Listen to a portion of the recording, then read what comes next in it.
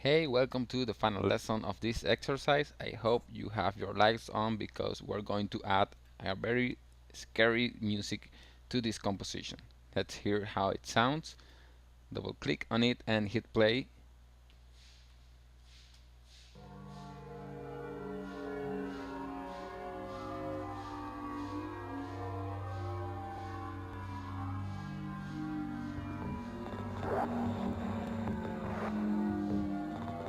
Super scary, right? And this goes on for 2 minutes and a half. So we will only need like 10 seconds, a little more, 12 seconds. So let's drop first here. Let's drop our MP3 here on our composition. Place it below on the bottom, and now drag this to the beginning. We don't need to make a fade in because the song already has a fade in, but we do need to make a fade out. So open your audio settings, create a keyframe here, one on the next to last second, and on the final keyframe let's lower this to 28 or 37, so you can hear this fade out.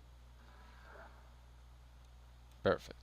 So now we have our music, and finally we will render this animation. We have everything ready now, so let's go and go to composition, add to render queue.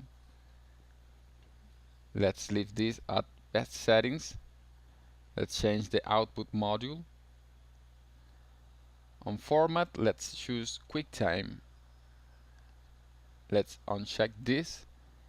On format options, make sure that it's on H.264. Here on video codec, choose this option so that this file is smaller in size but doesn't lose any quality. The quality can be set to 60. Click OK and make sure that the audio output is on because otherwise we may not have any sound.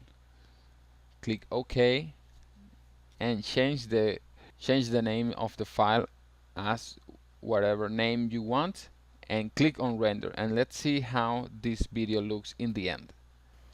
Alright, I have the video rendered here. Let's see how this looks.